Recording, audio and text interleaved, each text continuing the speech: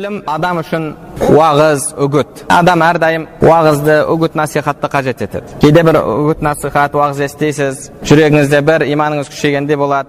Бірнеше күн соң зарядмен жүресіз. Кейін қайтадан зарядтың палочкалары кете бастайды. Соңында зарядка бітті деп адам өзін сезініп тұрады. Адам әрдайым уағыз, насихат естіп жүруге мұқтаж. Өлімнен, мәйітті көруден артық уағыз жоқ. Фудайл ибн Аяд рахмаулла айтқандай, кафа бил маути ваиза. Өлімнен артық уағыз жоқ. Яғни бір адам сізге 1 сағат өлім туралы уағыз айтса, енді соның орнына сіз барып қайтыс болған адамға 5 минут қарап тұрсаңыз, мына 5 минут қарап тұрғаныңыздың әсері 1 сағат уағыздан күшті болады. Бұны ғұламаларымыз ваизун самит деді. Үндемейтін уағызшы.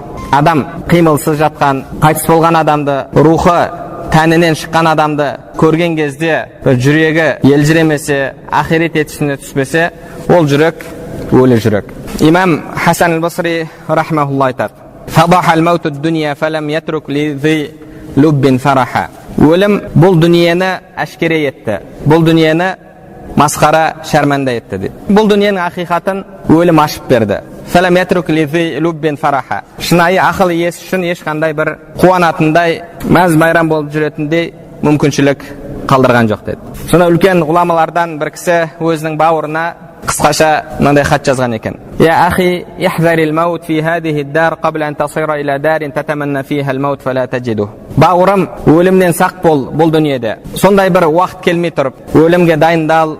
Ол уақытта сен өлімді қалайсың, бірақ таба алмайсың дейді. Өлімді қалайсың, өліп кетсем, жоқ болып кетсем деп қалайсың, бірақ өлімді таба алмайсың дейді. Сондай уақыт келмей тұрып, өлімге дайындық көр, дайындал деген екен. Алла субханала тағала Құран кәрімде: "Ва яқулул кафиру я лайтани кунту тураба." Кафир адам қиямет күні маған қандай өкініш, мен де осы басқа хайуанаттар сияқты топырақ болып кетсем еді, Алла субханала тағала мен де топырақ етіп жіберсе еді деп армандайды. Бірақ ол орындалмас арман. Оған мәңгі азап бар. Ондай кезде өлім оған хайырлы. Бірақ ол өлім таба алмайды. Мүмкін емес. Пайғамбарымыз саллаллаху алейхи ва саллям айтқандай, қияметте өлім қошқардың кейпінде келтіріледі, бауыздалады. Сонымен бұдан кейін өлім жоқ. Жәннат иелері мәңгі жәннатта, тозақ иелері тозақта делінеді. Өлімнен жаман не деген кезде, өлімді қалайсың, бірақ өлімді таба алмайтын уақыт. Сол үшін де сол уақыт келмей тұрып, адамдар дайындалуы керек. Омар ибн Абдул-Азиз рахимахуллах әр аптада ғұламаларды жинап алып, өлімді еске алады екен. Өлімді еске алып, сонда Алла субханала тағаланың азабынан қорқып жылайды екен.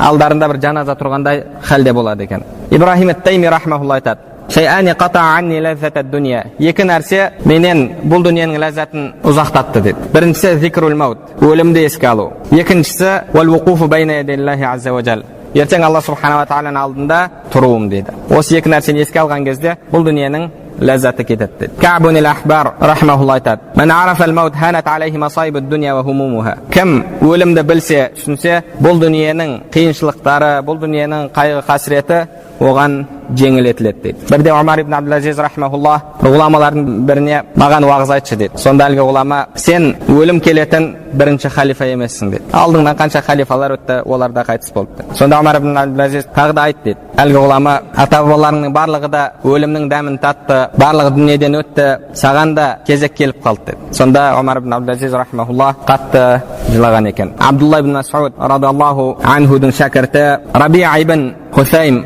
рахимахуллах өлім жайында айтады екен: "Лау фарақа зикрул маут қалби саатан уахида ла фасад." Егер өлімді еске алу жүрегімнен 1 сағатқа шығып кетсе, жүрегім бұзылады дейді екен.